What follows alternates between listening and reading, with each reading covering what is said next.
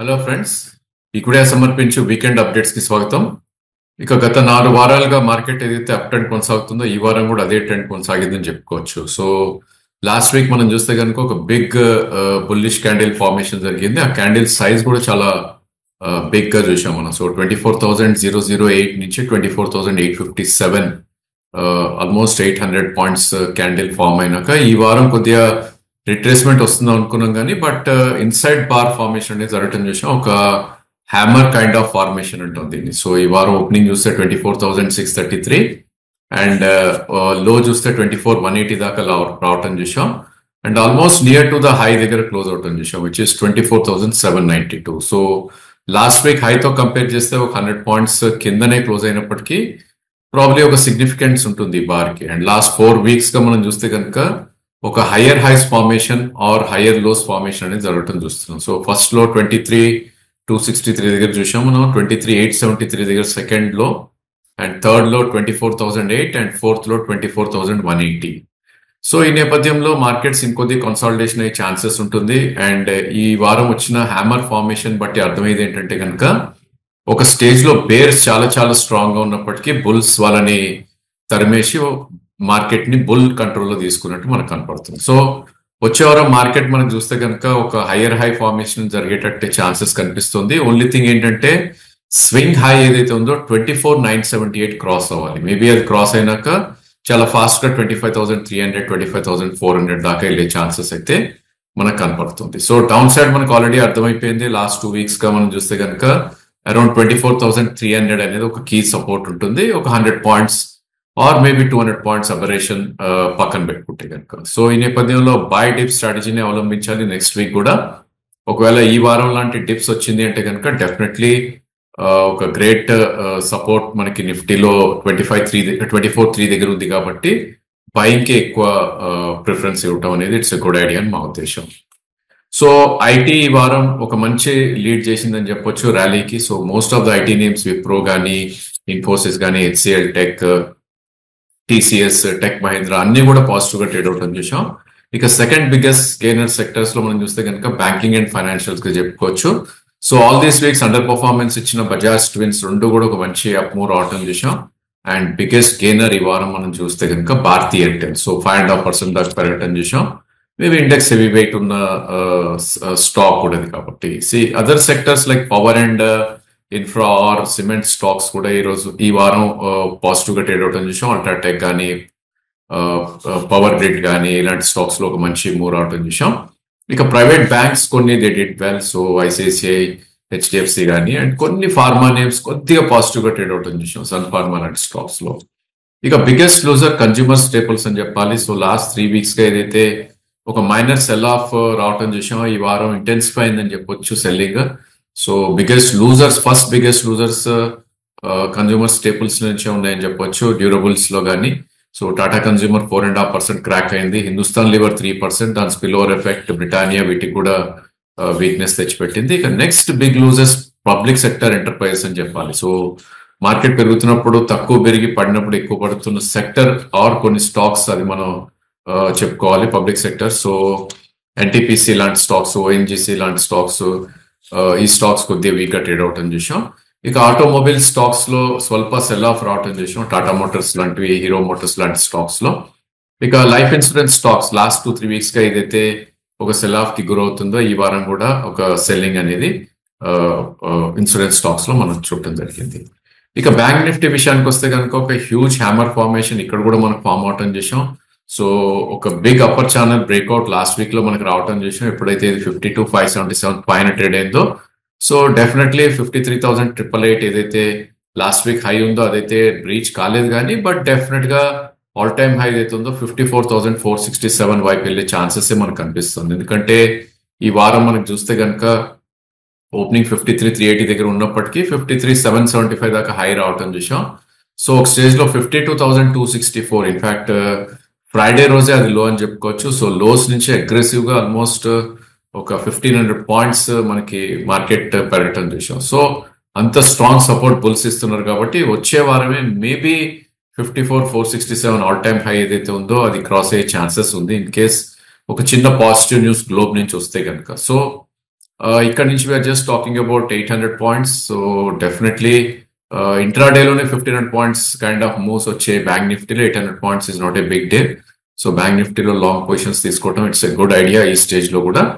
Of course 52,666 అనేది ఒక major support ఉంటుంది 20-day మూవింగ్ యావరేజ్ కాబట్టి. అండ్ ప్రాబ్లీ ఒక 200-300 పాయింట్స్ అబరేషన్ లో బ్యాంక్ నిఫ్టీ పాజిటివ్ గానే I think buying K one should prefer అని మా ఉద్దేశం. ఇక బ్యాంక్ నిఫ్టీ ఈ వారం most of the stocks negative గానే ట్రేడ్ అయ్యాయని చెప్పాలి. ఎందుకంటే హెవీ వెయిట్స్ ఏవైతే ఉన్నాయో కోటక్, ఐసిఐసిఐ మోర్ దాన్ 1% పెరిగింది, HDFC near to 1%. So only 3 gainers ఈ వారం. అండ్ లూజర్స్ చూస్తే కనుక మెనీ. సో గత 2 వారాలుగా ఒక అవుట్ పర్ఫార్మెన్స్ ఇచ్చిన యాక్సిస్ బ్యాంక్ ఈ వారం ఒక 3% క్రాక్ అయింది. అదేవిధంగా IDFC, Canara, bank of Baroda, PNB close to 2% దాకా వీక్ అవుట్ అని చూసాం. ఇక ఇండస్ ఇండ్, ఎస్బీఐ లాంటి స్టాక్స్ లో అరౌండ్ 0.1 నుంచి 0.3% దాకా కొద్దిగా వీక్ ట్రేడ్ అవుట్ అని చూసాం. సో ఈ వారం మనం డెవలప్మెంట్ చూస్తే కనుక మనకి ఆర్బీఐకి కొత్త గవర్నర్ రావడం జరిగింది. 26th new RBI governor mister Sanjay Malhotra ని గవర్నమెంట్ అపాయింట్ చేసింది. సో ఓల్డ్ గవర్నర్ ఎవరైతే ఉన్నారో శక్తికాంత్ దాసా గారు, ఆయన ప్రాబ్లీ 10th డిసెంబర్ రోజు రిటైర్ అయ్యారు కాబట్టి ఒక న్యూ గవర్నర్ రావటం చూసాం మనం. సో ఒక థమ్స్ అప్ ఇవ్వటం జరిగింది. Probably markets especially banking names or maybe interest sensitive sectors like banking and real estate sectors లాగా మనం చెప్పుకోవచ్చు. ఇక ఇంకో డెవలప్మెంట్ ఏంటంటే కొన్ని న్యూ లిస్టింగ్ ఐపీఓస్ లో probably I think lock in అనేది వెళ్ళిపోవడం చూసాం మనం, స్టాక్స్ లైక్ స్విగ్గీ అలాంటివి. సో ఆ స్టాక్స్ కూడా 15-20% కరెక్ట్ అయ్యి అఫ్ కోర్స్ లాస్ట్ డే లో మళ్ళా ఒక మంచి రికవరీ రావటం చూసాం. So probably most of the selling అనేది కూడా మార్కెట్ లో అబ్జర్వ్ అయిపోవటం చూస్తున్నాం కాబట్టి మేబీ బై ఆన్ డిప్సే మార్కెట్ లో ఎక్కువ ఉండే ఛాన్సెస్ మనకు కనిపిస్తుంది. ఇక ఈ వారం పెరిగిన స్టాక్స్ లో చూస్తే కనుక సుందరం బ్రేక్స్ ఒక 37% పెరిగిండొచ్చు, సెంటమ్ ఒక 36% పెరిగింది. అదేవిధంగా టెక్స్టైల్ నేమ్స్ ఈ వారం చాలా మంచి అప్మూవ్ రావటం చూసాం. సో కేపీఆర్ మిల్స్ కానీ లేదంటే కైటెక్స్ గార్మెంట్స్ కానీ, లంబోదరా టెక్స్టైల్స్, ఇవన్నీ కూడా ఒక మంచి అప్మూవ్ రావటం చూసాం. దానికి ప్రధానంగా బంగ్లాదేశ్ క్రైసిస్ ఏదైతే ఉందో ప్రాబ్లీ అది ఇట్స్ ప్లేయింగ్ అరౌండ్ ఇండియా అని చెప్పుకోవచ్చు. ఇక అదర్ నేమ్స్ లైక్ కైటెక్స్ ఏదైతే వాళ్ళకి ఆర్డర్స్ ఎక్కువ వచ్చాయన్న దీంతో 27% పెరగటం చూసాం.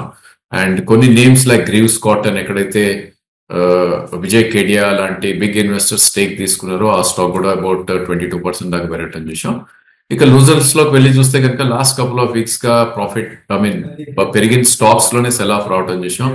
సో కొన్ని నేమ్స్ మనం చూస్తే కనుక దీపక్ ఫర్టిలైజర్స్ కానీ మనం ట్రాక్ చేసే నేమ్స్ లో probably other names like Jubilant pharma కొద్దిగా సెల్ ఆఫ్ కి గురవటం చేసాం. ఇక పీటీసీ ఒక 7% దాకా పడుతుంది చేసాం, చెస్టైల్ ఒక 7-8% పడుతుంది చేసాం, రామ్కో ఒక 7%.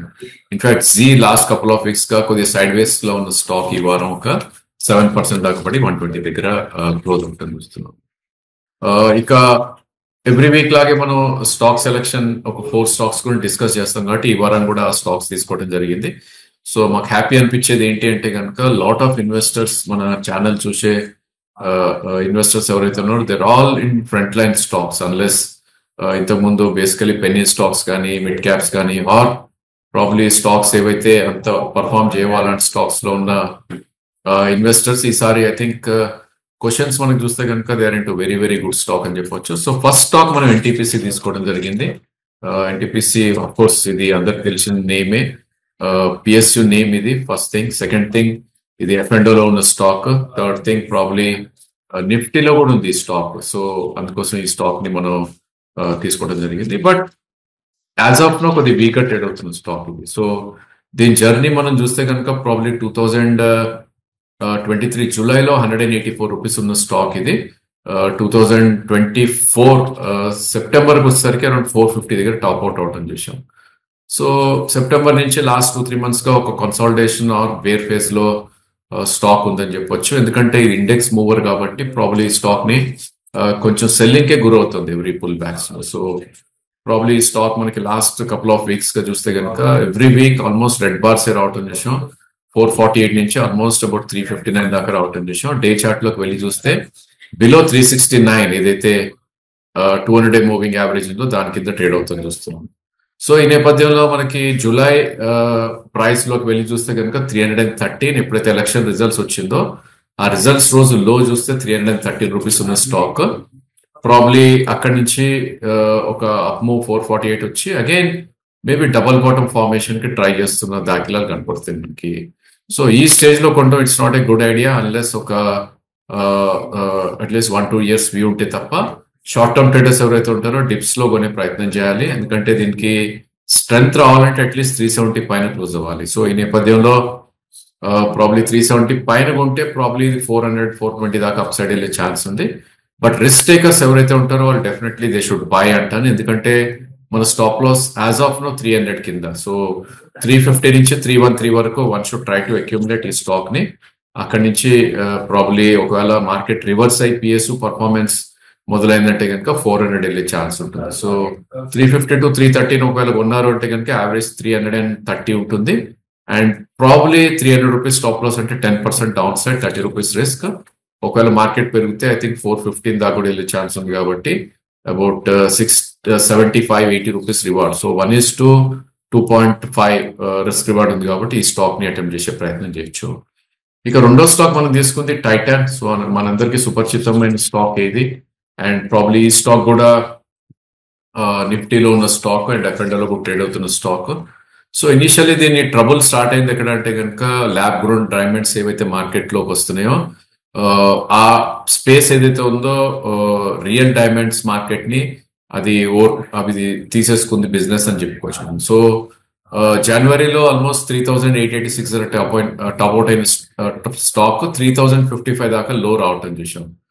అక్కడి నుంచి ఒక కన్సల్టేషన్ జోన్ లో ఉంది. సో 3,000-3,600 మధ్యలోనే కదలాడుతోంది అప్పటి నుంచి కూడా. ఓన్లీ థింగ్ ఏంటంటే ఈ వారమే అబౌట్ 200 మూవింగ్ యావరేజ్ ట్రేడ్ అవుతుంది చూస్తున్నాం. సో వర్స్ట్ ఈస్ ఓవర్ అన్న ఒక ఫీల్ ఇస్తుంది చార్ట్స్ లో 3,100. But of course up side కూడా యాజ్ ఆఫ్ నో కొద్దిగా క్యాప్ ఉంది which is about 3,890. So 350 rupees upside ఉంది, ఈక్వల్లీ ఒక 300-400 పాయింట్స్ డౌన్ సైడ్ ఉంది కాబట్టి ప్రస్తుతం అయితే అవాయిడ్ చేయాలి. బట్ డెఫినెట్లీ డిప్స్ వచ్చినప్పుడు up to 3,250 one should try to buy Titan, ఎందుకంటే it's all a front line stock and probably diamond jewellery or maybe gold related space లో one of the best performing stock కాబట్టి దీన్ని miss అవ్వకూడదు. And ఈసారి మాత్రం 3,890 దాటింది అంటే కనుక 4,200 దాకా కూడా అప్ సైడ్ వెళ్ళే పొటెన్షియల్ ఉన్న స్టాక్. సో ట్రేడర్స్ కూడా ఒక 8-9% డిప్స్ లో one should try to buy. Investors అయితే ఎస్ఐపి రూట్ లో చేయొచ్చు for about 15% or 20% kind of return 1 year లో. ఇక థర్డ్ స్టాక్ మనం తీసుకుంది HDFC life. So current market price 630 rupees ఉన్న స్టాక్ ఇది. ఇన్సూరెన్స్ సెక్టర్ చెందిన స్టాక్. So lot of negative news insurance sector లో రావటం చూస్తున్నాం. ఫస్ట్ థింగ్ వాళ్ళ జిఎస్టీ ప్రైజెస్ తగ్గిస్తారు అన్న వార్త రావడంతో ప్రాబ్లీ ఇన్సూరెన్స్ స్టాక్స్ లో నెగటివిటీ అనేది స్టార్ట్ అయింది యాక్చువల్లీ. సో ఈ నేపథ్యంలో అగైన్ ఎఫ్ఎం నుంచి కొన్ని కన్సర్న్స్ ఎగ్జిబిట్ చేశారు వాళ్ళు. బేసికలీ బ్యాంకింగ్ ఛానల్స్ ఏవైతే ఉన్నాయో ఇన్సూరెన్స్ ప్రొడక్ట్స్ ని మిస్ సెల్ చేస్తున్నారు అన్న ఒక వార్త ఫైనాన్స్ మినిస్ట్రీ రిలీజ్ చేయడం జరిగింది. సో వాళ్ళకి వచ్చే బిజినెస్ బ్యాంకింగ్ ఛానల్స్ నుంచి కాకుండా ఇండివిజువల్ ఛానల్స్ నుంచి పర్సంటేజ్ వైజ్ పెంచాలి అన్న ఒక గైడెన్స్ ఇస్తారు అన్న ఒక వార్త రావడంతో ఈ స్టాక్ 760 నుంచి ఆల్మోస్ట్ 619 లో ఫామ్ అయ్యి కరెంట్లీ 630 దగ్గర ట్రేడ్ అవుతుంది చూస్తున్నాం. కరెంట్లీ 200 మూవింగ్ యావరేజ్ కింద ట్రేడ్ అవుతుంది 663. మనందరికి తెలిసిందే 663 పైనే దీనికి స్ట్రెంత్ వస్తుంది. బట్ గుడ్ థింగ్ ఈ స్టాక్ లో ఏంటంటే 586 ఏదైతే జూలైలో ఉందో అది ఒక మేజర్ సపోర్ట్ గా ఉంటుంది. సో ఈ వారంలో 619, 580 is just about 30-40 points from current market price. Risk takers ఎవరైతే ఉంటారో డెఫినెట్లీ అక్యుములేట్ చేయమని సజెస్ట్ చేస్తాం ఈ స్టాక్ ని. Up to 586 is the by. And ఒకసారి ఇది 663 దాటింది అంటే కనుక 720 చాలా ఈజీగా అచీవ్ అయ్యే ఛాన్సెస్ ఉంటుంది. So down side 30 rupees and up side 120 rupees ఉంది కాబట్టి ఈ స్టాక్ ని డిప్స్ లో కొనే ప్రయత్నం చేయొచ్చు even as a trader, as a investor. ఇక నాలుగో స్టాక్ మనం తీసుకుంది పిఎన్సి ఇన్ఫ్రా. సో ఈ స్టాక్ ఇన్ఫ్రాస్ట్రక్చర్ లో కొద్ది వీక్ గా ట్రేడ్ అవుతున్న స్టాక్ ఇది. సో మనం చార్ట్ ప్యాటర్న్ లోకి వెళ్ళి చూస్తే కనుక ప్రాబ్లీ స్టాక్ జర్నీ స్టార్ట్ అయింది 261 2023 మార్చ్ లో, అండ్ 2024 మే వచ్చేసరికి ఇది 574 దగ్గర టాప్ అవుట్ అయింది. అంటే ఆల్మోస్ట్ 100% పెరిగిన స్టాక్ ఇది. దాని తర్వాత most of the mid cap cell of ఎలా వచ్చిందో అదే సెల్ ఆఫ్ ఈ స్టాక్ లో కూడా కొనసాగింది. ఇన్ఫాక్ట్ 3 months బ్యాక్ ఇది 469 రూపీస్ ఉంది. సింగిల్ ఒకటే మంత్ లో 299 దాకా రావటం చూసాం. సో ఆ దెబ్బతోటి అక్కడి నుంచి అప్ మూవ్ అంటే స్ట్రగుల్ అవుతున్న టైం ఇది. బట్ గుడ్ థింగ్ ఏంటంటే లాస్ట్ మంత్ లో ఏదైతే ఉందో 281 లో రావటం చూసాం, అండ్ 261 ఏదైతే ఉందో డబల్ బాటమ్ ఫార్మేషన్ కూడా, అంటే almost 80% of the price retrace అయింది. సో 260 నుంచి 574 ఏదైతే పెరిగిందో, ఆ మూవ్ ఏదైతే ఉందో 250 రూపీస్ 100% రిట్రేస్ అయింది. కాబట్టి మేబీ ఇక్కడ నుంచి వర్స్ట్ ఈజ్ ఓవర్ అని ఒక ఫీల్ అయితే చార్ట్స్ లో వస్తుంది. బట్ అగైన్ అక్యుములేషన్ కే దీన్ని సజెస్ట్ చేస్తాం. 280 వరకు one should try to accumulate, and 260 కింద స్ట్రిక్ట్ స్టాప్ లాస్ అనేది పెట్టుకోవాలి. And 400 rupees 200 moving average stock కి ఇన్ కేస్ అది దాటింది అంటే కనుక 460 దాకా కూడా వెళ్ళే ఛాన్సెస్ ఉంది. సో 300 ఒకవేళ మనం కొనగలిగితే కనుక 300 టు 460 160 రూపీస్ అప్ సైడ్ ఉంది, అండ్ 40 రూపీస్ డౌన్ సైడ్ ఉంది. కాబట్టి 1:4 రిస్క్ రివార్డ్ ఉంటుంది. కాబట్టి ఐ థింక్ పిఎన్సి ఇన్ఫ్రాలో రిస్క్ టేకర్సే దే షుడ్ వెంచర్ అవుట్ అని మా suggestion. So otherwise markets next week కూడా ఒక కన్సాలిడేషన్ టు అప్పర్ మూవ్ వెళ్ళే ఛాన్సెస్ ఉంటుంది. ఎవ్రీ డిప్ బాట్ ఇన్ అవుతుంది. కాబట్టి ఐ థింక్ మనం కూడా we need to go with the trend. So 24,300 కింద క్లోజ్ అయ్యేంత వరకు నిఫ్టీలో థ్రెట్ లేదు. అదేవిధంగా బ్యాంక్ నిఫ్టీ 52,400 కింద క్లోజ్ అయ్యే వరకు థ్రెట్ లేదు. కాబట్టి బై ఆన్ డిప్స్ కానీ మార్కెట్ సూచిస్తుంది. That's all for this week, and happy weekend to all our investors and viewers.